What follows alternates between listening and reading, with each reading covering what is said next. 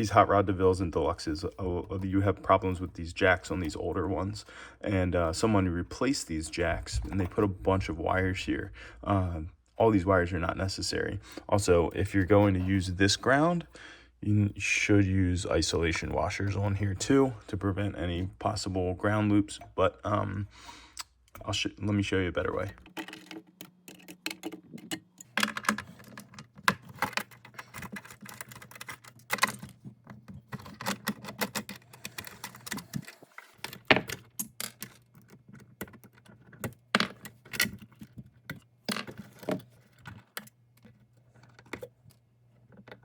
All right, all you need is 3 wires. One for the ground.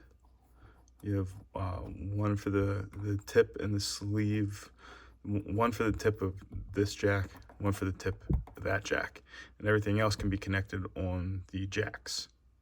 Now, if you're going to leave this in place, you should use isolation washers. So one goes on this side, and then one goes on the other side of the jack. And that way, this is not connected to the chassis at all, electrically, I mean. But I don't like using these isolation washers, and I would rather just use the tooth washer and get rid of this. Some people don't like that because of the movable connection, but in my experience, if you just get a toothed washer and make a good connection, you won't have any issues. So the guy before me connected each one of the lugs of these jacks back to the PCB. You don't need to do that because look, you got that's a ground, and that's a ground. They can all go to ground via directly connected to the jack, or if you weren't using the jack, you can connect them all together and then have one point that goes to ground. And then the only other connections you have is the tip of jack 1 that goes to the board, and then you have the tip of jack 2 that goes straight to the board. Okay, jack 1, the switch tip and ground are going to go together.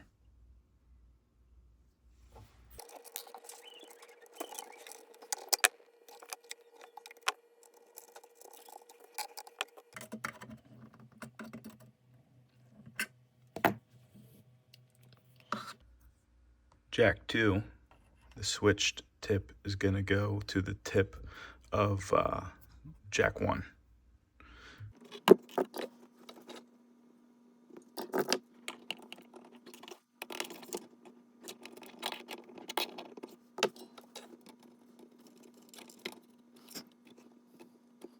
So now we have jack 1 together.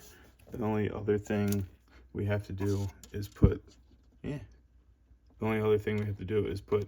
the jack 2 signal lead to the tip of the jack. This ground is connected to the chassis already, and then this is the PCB ground. We're going to connect it to that lug right there. Be done.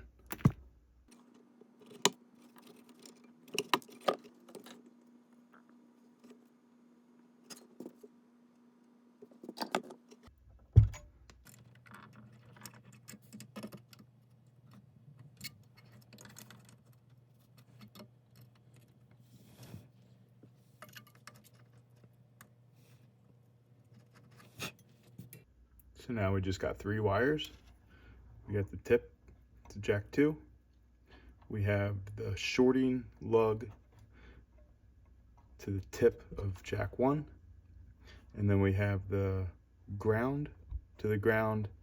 And we have the signal wire for jack 1 going to the tip and also the shorting jack of jack 2. That's all there is to it. To check if you did things right, you can put a plug in the jack and then measure from tip to ground, and you should get about 130 ohms on jack 2, and you should get about 1 meg on jack 1. And if that looks right, then it is right. I'm actually going to be tearing this PCB apart, so I would usually use thicker wires than that. They're like 22 gauge wires. They might even be 24 gauge wires. I like to use 20. 20 fits just fine, and it's still nice and tidy.